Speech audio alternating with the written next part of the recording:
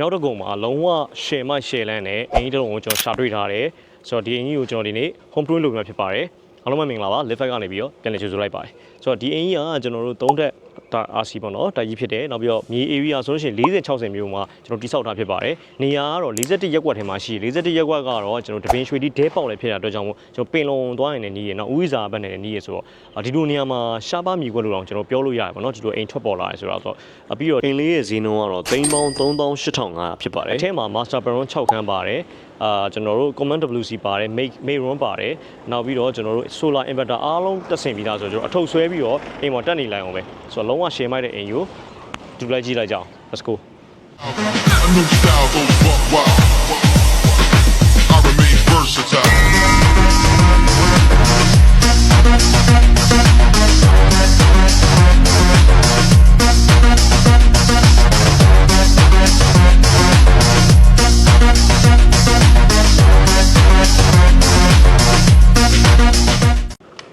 ဒီအမှာဆိုရင်ကျွန်တော်တို့ကားနေရ1စီး2စီး3စီး4စီး5စီး5စီးလောက်ထိကောင်းရက်လို့ရတယ်အထဲမှာတကားဖွင့်ပြီးတော့ကျွန်တော်2စီးထပ်ရက်လို့ရတယ်ဆိုတော့ကားပါကင်အတွက်ကကျွန်တော်စိတ်ပူစရာမလိုဘူး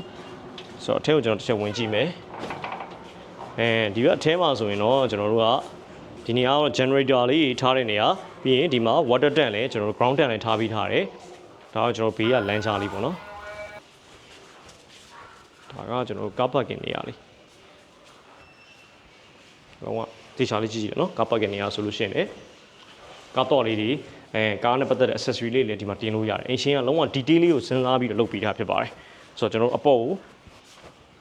တူတူတက်ကြည့်မယ်ဆိုတော့ဒါကတော့ main ကျွန်းတကားနဲ့ပဲကျွန်တော်တို့ main door ကိုကျွန်းတကားနဲ့လုပ်ထားတယ် smart lock နဲ့သွားထားတယ်နောက်ပြီးဒီမှာတစ်ခုမိုက်တာလေးကကျွန်တော်တို့shoe cabinet တွေ shoe cabinet လိုပုံစံမျိုးထားပြီးထားပါတော့ဒါအင်ရှင်ကမှန်လဲကြည့်ရင်လည်းတစ်ခါလဲအပြင်မသွားခင်တစ်ခါလဲကြည့်သွားလို့ရပါပေါ့ကျွန်တော်တို့ဒါဆိုရင် living room area လေးကိုစတွေ့ပါပြီအပေါ်မှာဆိုရင်လည်း pendant lighting လေးကျွန်တော်လုပ်ပေးထားတယ်နောက်ပြီးတော့ကျွန်တော်ဒီမှာလုပ်ထားတာ TV unit တွေအစလုံးဝlemonade နဲ့ကျွန်တော်ဒါ shower color ပဲပေါ့နော်ဒီချာလေးလုပ်ပေးထားတယ်ပြီးတော့ဒီမှာဆိုလဲကျွန်တော် decor material တွေကိုကျွန်တော်အပြည့်လုံးဝထည့်လို့ရအောင်လုပ်ပေးထားတယ်ဗျဆိုဝင်ချင်းမှာ luxury vibe တစ်ခုကိုလုံးဝကိုကျွန်တော်ခံစားရအောင်လုပ်ပေးထားပါပေါ့နော်ဆိုတော့ဒီမှာကကျွန်တော်ညာဘက်ချမ်းမှာလေကဝင် area လေးရှိရယ်အဲ့ဒီမှာ solar inverter တွေအောက်မှာ breaker တွေဘုံလုံးမြုပ်ပေးထားတယ်ဒါကတော့ကားပါကင်နေရာကိုသွားတဲ့နေရာလေးဖြစ်ပါတယ်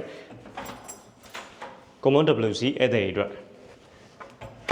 တော်တော်ကြီးမိုက်တယ်ဗျ master bedroom အောက်ထပ်ရဲ့ပထမဆုံးဘောင်းဆော့ရဲ့ master bedroom ခန်းလေးပါဒီခန်းလေးဆိုရင်လည်းကျွန်တော်တို့သူ့ကလည်းသူ space လေးက spacious ဖြစ်တယ် compact ဖြစ်တယ်ဗျနောက်ဒီမှာဘောင်းက lighting လေးလည်းကောင်းကောင်းဝင်အောင်မှန်မင်းနဲ့ကျွန်တော်ကာပြီးထားပါတော့နောက်ဒီမှာတော့ကျွန်တော်တို့ command WC ပေါ့နော် master bedroom WC လေးကျွန်တော်ထားပြီးထားတယ်ဆို wardrobe ဒီပါဆိုရင်လည်းဒီမှာနေရန်ကတ်ခါလေးလှုပ်လိုက်လို့ရတယ်ပေါ့နော်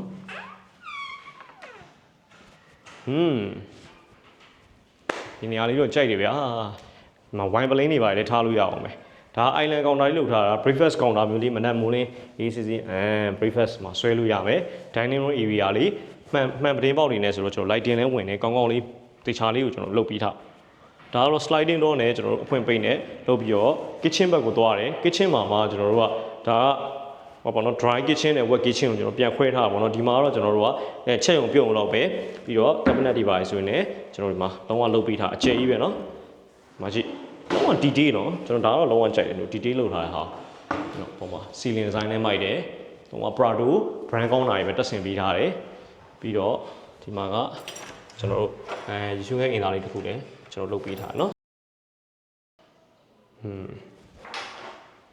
နောက်ဒါကတော့ main room လေးပေါ့နော်ဒါ main room လေးကိုmain room လေးကျွန်တော်ဖွင့်မပြတော့ဘူးเนาะတကားလေးပစ္စည်းလေးဖြစ်နေလို့ဆိုတော့ဒီမှာ common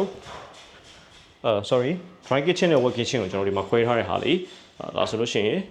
ကျွန်တော်ဒီမှာအသားငါးတွေကင်မယ်ပြီးရင်အထက်မှာပုံမယ်ဒါပေမဲ့ဒီမှာတော့ပုံမှန်ဆိုရင်ကျွန်တော် dry kitchen wet kitchen ကိုအဖြစ်လောက်ပဲလုပ်တာလေဒါတော့ तू ကတေချာလေးကိုအင်ရှင်းကလေစေတနာပေါ့ပြင်ရတယ်ဗျာဒီမှာတေချာလေးလုပ်ပေးထားရဗျာအဲ့ဒါကြီးတော့လုံးဝမိုက်တယ်ဆိုတော့ကျွန်တော်တို့ဖုံးစံတိုင်းပထမတက်ကိုကျွန်တော်သွားကြည့်မယ်နော်ဆိုတော့လေကဝင် area လေးကိုလည်းကျွန်းနဲ့လုပ်ထားတယ် skirting တွေကစကျွန်တော်ကျွန်းမဲ့ပတ်ပေးထားတယ်ဒါဆိုလို့ရှိရင်လည်းကျွန်တော်တို့ဒါ solid တွေပေါ့နော် solid တွေနဲ့ solid frame နဲ့ကျွန်တော်တို့တေချာလေးကိုလုပ်ပေးထားတယ် CD လေးပြန်မှုတ်ပေးထားတယ်ဗျဒီမှာ bin side တွေဆိုရင်လည်း structure ဘိုင်းရဆိုရင်လုံးဝစိတ်ချရတယ်နော်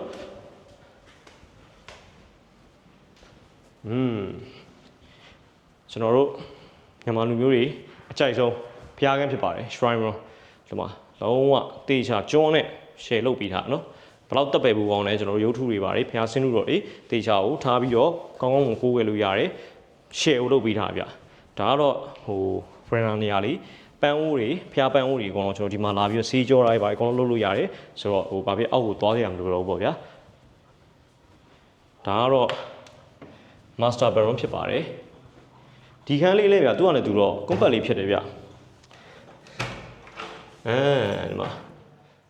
ရေချိုးငန်းကောင်တာကလည်းကျွန်တော်တို့ဒါအပေါ်မှာဆိုရင် granite ပေါ့နော်ဒါအောက်ကတော့ကျွန်တော်တို့ block sorry အောက်ကကျွန်တော်ကျွန်းဝင်မယ် cabinet ပုံစံလုပ်ပြီးတော့ပြန်ခွေရတဲ့ပုံစံမျိုးပေါ့နော် wall plan နဲ့ကျွန်တော်နောက်မှာဆွဲထားပြီးတော့တော်တော်လေးကိုမိုက်တယ်ဒါဒုတိယမြောက် master bedroom ခန်းလေးဖြစ်ပါတယ် wow very nice လုံးဝကြည့်လိုက်နော်အခြေကြီးပဲအခန်းက space တော်တော်လေးကိုမိုက်တယ်ဗျာနောက်ဒီမှာခဏလေးကျွန်တော်တို့ဒီမှာမဲအပေါ်မှာကြည့်လိုက် hidden box လေးလုပ်ပေးထားတာဗျာဒါကကျွန်တော်ပစ္စည်းတွေထားလို့ရတယ်ကျွန်တော်တို့ဟိုပါပေါ့နော်အဲ့ဒီခင်းတွေပါတင်းကျင်နေဆိုအဲ့မှာတော့တင်းလို့ရတယ်ဒါကတော့လုံးဝရှယ်မိုက်တယ်ဒါ furniture layout plan တခုလုပ်ပေးထားတယ်ဒီမှာ wardrobe ကောင်းထည့်လို့ရမယ် jewelry တင်းလို့ရမယ်ရှယ်မိုက်တယ်ပြီးတော့ဒီမှာဘတ်တက်ပါပေါင်းဝင်လာဖြစ်ပါတယ်ဒါကြောင့်ကျွန်တော်တို့ခုနအတိုင်းပဲပေါ့နော် granite နဲ့ပဲကျွန်တော်လုပ်ထားတယ်အကောင်လုံးတော့ရေချိုးကန်းပစ္စည်းတွေကလည်းကော်တိုသုံးပြီးထားတာဗျအင်ရှင်းကတော်တော်လေးကိုစေနာပါပြောလို့ရအောင်နောက် CCTV တွေကလည်းကျွန်တော်ပါဝင်ပြီးသားနော်နောက်ဒီမှာကြိုက်တာလေးတစ်ခုပြအောင်မယ်အဲ့လေမှာ hydraulic ကျွန်တော်ဒါ breaker hydraulic နဲ့ထားပြီးထားတာမိုက်တွေလုံးဝအပြောက်လုပ်ပြီးထားတာနော် breaker တွေရက်စဒါကကျွန်တော်တို့တတိယမြောက် master bedroom ခန်းလေးပါဒီခန်းလေးကတော့ရိုးရိုးရှင်းရှင်းလေးပဲလုပ်ပေးထားရတယ်ပြီးရင်ဒီမှာဘတ်တက်လေးလည်းဒီခန်းမှာပေါဝင်ပါတယ်ဆိုတော့ဘတ်တက်ကပေါဝင်တာနှစ်ခန်းပေါ့နော်ကျွန်တော်တို့နှစ်ခန်းရှိသွားပြီဆိုတော့ဒါအကုန်လုံးကျွန်းနေတယ်အဓိကတော့ကျွန်းနေနဲ့လုပ်ထားတဲ့အတွက်ကြောင့်မို့အင်းက luxury vibe ကိုလုံးဝရနေတာဗျဆိုတော့ left side က break တွေလုံးဝကြည့်ကျင်နေတဲ့အပေါ်ဆုံးတက်ကိုကျွန်တော်လိုက်ပြပြီးမှဖြစ်ပါတယ်လာသွားကြမယ်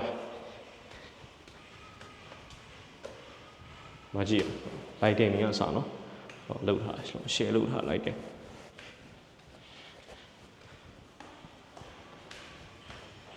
ဆိုတော့ဒီမှာအပြင်ကတော့နေနေနဲ့ပူနေထွက်မပြသေးခင်မှာဒီခန်းကိုရင်ပြပေးမယ်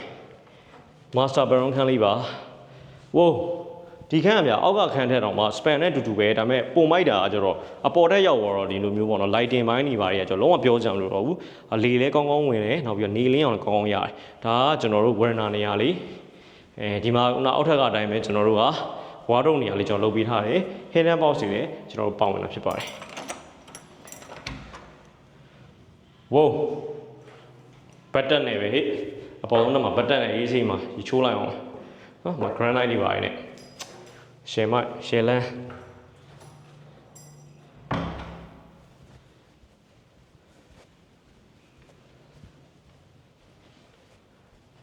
โอเคဒါကတော့အောက်မှာပြပြပြီးတော့ပြပြကြမလို့အောင်เนาะဒါမှ breaker နဲ့ပဲလာပါ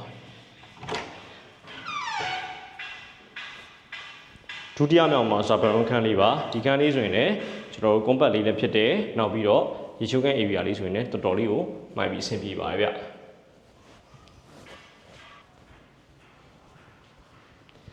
ကဲစိတ်ဝင်စားနေကြတဲ့လူတွေအောက်တော့ကိုမျိုးတွေကိုထွက်တော့ပြရမှာပဲနေရတော့ share ပူနေတယ်ဆိုတော့လုံးဝကြည့်လိုက် outdoor runner လေးဒါအပေါ်ဆုံးတက်မှာဒါဘာပဲဖြစ်ဖြစ်ကျွန်တော်ကိုပိုင် garden လေးတစ်ခုလည်းကျွန်တော်ဖန်တီးလို့ရတယ်နောက်ပြီးတော့ဒီအိမ်မှာကျွန်တော်အကြိုက်ဆုံးချက်ကတော့ location ကိုကျွန်တော်အရင်ကြိုက်တယ် location ကကျွန်တော်တို့ဒါဟို41ထဲမှာဆိုတာနေရာကောင်းလို့ကျွန်တော်ပြောပြပြဥဝိဇာဘက်တော့ပင်လုံးဘက်တော့လုံးဝနီးရပေါ့နော်ပြီးတော့ဒီလမ်းကကျွန်တော်ပေ80လမ်းကျယ်အောင်ဖြစ်တဲ့အတွက်ကြောင့်မို့ပြန်ပြီးတော့ဝယ်ဖို့ဆိုတာမလွယ်ဘူးပေါ့နော်ဈေးတွေကလည်းအခုကတိတဲ့အတိုင်းပဲပေါ့နော်ပြန်ဝယ်ဖို့ဆိုတာဘလို့မှမဖြစ်နိုင်ဘူးဆိုတော့ဒီအိမ်လေးကိုကျွန်တော်ဆက်သွယ်ဝယ်ခြင်းနဲ့ဆိုရင်ကျွန်တော်အောက်မှာဖုန်းနံပါတ်လေးတစ်ခုပေးပေးထားမယ်အဲဖုန်းနံပါတ်တွေကိုတွားပြီးဆက်သွယ်ဝယ်လို့ရတယ်အိမ်လေး data နောက်တစ်ခုထပ်ပြောပြပေးပါမယ်အိမ်လေးရဲ့ဈေးနှုန်းကတော့33500ဖြစ်ပါတယ် solar battery master bedroom 6ခန်း command ကျွန်တော် bedroom ပါမယ် main room ပါမယ်dining living work kitchen dry kitchen လုံးဝအကုန်လုံးအိတ်ဆွဲပြီးတက်နေရုံပဲဆိုတော့ဒီအိမ်လေးကိုအမြန်ဆုံးဆက်သွယ်ရေးပေးပါဖိတ်ခေါ်ပါတယ်ဆိုတော့live file ကပရိသတ်တွေလည်းနောက်ဘက်တွေမှာဒီထက်ပိုကောင်းတဲ့ home tour တွေပိုလန်းတဲ့အရာနဲ့ပြန်လာမှာဖြစ်တဲ့အတွက်ကျွန်တော်တို့ channel လေးကိုပြန်မကွက် like and subscribe and follow လုပ်ပေးဖို့အတွက်လည်းအားလုံးကိုမေတ္တာရက်ခံပါတယ်နောက်ဘက်ဒီမှာပြန်လည်ဆုံတွေ့ကြအောင် let's go